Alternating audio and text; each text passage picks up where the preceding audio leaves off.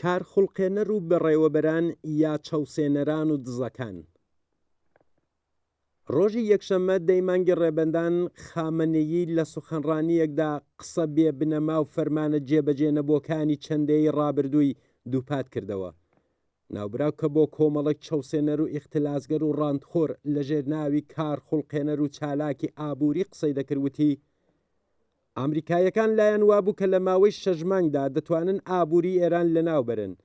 لە جیات 6 مانگ 10 ساڵ تێپەڕ بووە و لە ماوەی ئەم 10 ساڵەشدا ئەم شەڕە بەردەوام تونتر بووتەوە، بەڵام سەنگەری بەرهەمهێنان و ئابووری وڵات بە شکری خودا بەردەوام و زیندووە. ئەو لەشکرەی کە لە بەرامبەر دوژمندا ڕاوەستاوە ئێوە بوون. ئەفسەرانی ئەم دیفاع موقەدەسە کارافەرینان و بەڕێوەبەرانی شایستەی ئابووری بوون. ڕەزمەندەکانیشی کرێکاران بوون. کرێکاران ڕەزمەندەی دڵسۆز و باسەفای ئەم مەیدانە بوون. بە پێچەوانەی وتەکانی خامنەیی کە بارودۆخی ئابووری بەگشتی ڕوو لە باشتر بوون وەسف کرد، بە وتەی خودی کارناسانی چالاک لە ئێران وەزعیەتی کۆمەڵایەتی و ئابووری ڕۆژ بە ڕۆژ خراپتر دەبێت و ئاکامەکانی دەست بەجێ لەسەر شانی خەڵک کاریگەری دادنێت. بێکاری ڕوو لە زیادبوونە، تەوەڕۆم گەیشتۆتە باڵاترین ئاستی خۆی و زۆربەی خەڵک دەبێت لە چەند پیشەدا کار بکەن، چونکە حەقدەستەکان تەنانەت بەشی قەرەبووکردنەوەی تەوەڕۆمیش ناکەن. جیاوازی نێوان داهاتی دەوڵەمەندەکان و بێبەشان لە ئێران ڕوو لە زیادبوونە. لەوەها بارودۆخێکی جێگای نیگەرانیدا کرێکاران لە ئازادی ڕێخستنیش بەهرەمەند نین. ئەو ناوەندانەی کە بەڕواڵەت دەبێت نوێنەری کرێکاران بن لە ڕاستیدا بەدەستی حکوومەت و بۆ ئەوە دروستکراون کە وەک ئامرازێک کرێکارانی پێکۆنتترۆل بکەن و ئەم کارەش ئەنجام دەدن.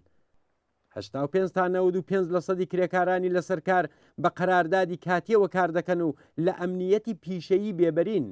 زۆربەی ئەو ژنە کرێکارانێک کە لە بازاری غەیرە ڕسمیدا کار دەکەن هیچ جۆرە قەراردادێکیان نییە و لانی کەمی حەقدەستی چەندین بەرابەر ژێر هێڵی هەژاریشان پێنادرێت. باردۆخی کرێکارانی ئەفغانستانی کە هاوچینی کرێکارانی ئێرانین لەوەش دڵتەزێنترە. ئەم بارودۆخە و هەژاریە داسەپاوە بەسەر کرێکاران و ئابووری ڕوو لە ئیفلاس لە ڕوانگەی ئاخوندی کۆنەپەرست خامنیەوە شانازی خۆی و کۆماری ئیسلامیەکەیەتی.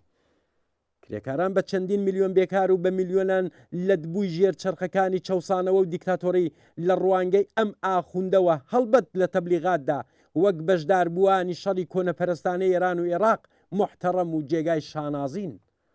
بەڵام ئەوان لە دنیای واقعیدا لە هەژاری بێمافی سیاسی و بێحورمەتیدا بەسەر دەبن. با بۆ نمونە بارودۆخی کرێکاران لە ناوچە تایبەت و ئازادە ئابوووریەکان بە کەڵک وەرگرتن لە زانیاری خودی چالاکانی ڕێگە پێدراو لە ئێران بە کورتی بدەینە بەرباس.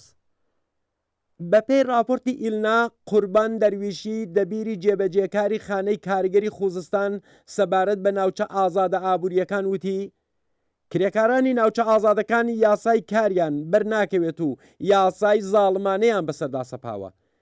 دەبیری جێبەجێکاری خانەی کاریگەری خوزستان وێڕای ئاماژە بەوەی کە ناوچەی ئازادی تجاری ئابووری و سەنعەتی لە ئێستادا لە ئێران ژمارەیان گەیشتۆتە 130 ناوچە. لە درێژەدا وتی نزیکە 1 میلیۆن کرێکاری ئەم ناوچانە لە بارودۆخێکی نائادڵانەدا کار دەکەن.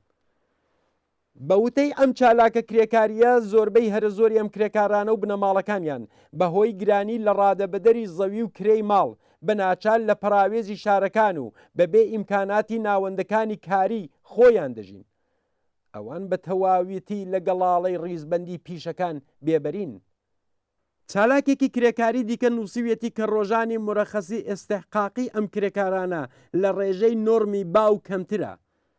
خاوەنکارانی تاڵانکەری ئەم ناوچانە تەنانەت خۆیان بە ئەرکداری تۆمارکردنی وردی پێشینەی کار و ناردنی بەردەوامی لیستەکانی بیمە نازانن. ئەوان تەنیا کەسانێک بە شێوەی ناقص و ناتەواو بیمە دەکەن کە پێویستیان بە هێزی کار و شارەزاییان بێت.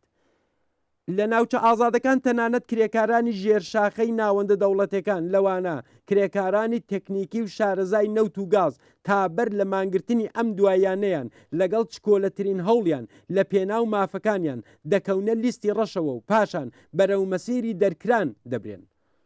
سکاڵای کرێکاران لە زۆر حاڵەتدا ناکاریگەرە. چونکە ناوەندەکانی چارەسەرکردنی کێشە بە دەگمەن بە قازانجی سکاڵاکەران دەنگ دەدەن. ئەم ناوەندانە ئەگەر لە حاڵەتێکی دەگمەندا بە قازانجی کرێکاریش دەنگ بدەن، دیسان خاوەنکار دەتوانێت بە پێی یاسای ناوچەی ئازاد لەگەڵ سکاڵاکەر تەسویە حساب بکات و دەری بکات. لێرەشدا دیسان خاوەنکار بڕیاردەرە و هیچ زەمانەتێکیش بۆ بەڕێوەچوونی دەستوراتی ناوەندەکانی چارەسەرکردنی کێشە بوونی نییە. کرێکارانێکە لە ناوچە ئازاد و تایبەتەکان کار دەکەن پێویستە بتوانن لە خزمەتگوزاریەکانی یاسای کارە سەخت و زیانبارەکان کەڵک وەربگرن و بە شێوەی پێشوەخت خانەنشین بکرن. ئەوەش لە حاڵێکدایە کە زۆربەی هەر زۆری خاوەنکاران کاتی خانەنشینی پێشوەختی کرێکارانە کە کاری سەخت و زیانبار دەکەن و دوا دەخن.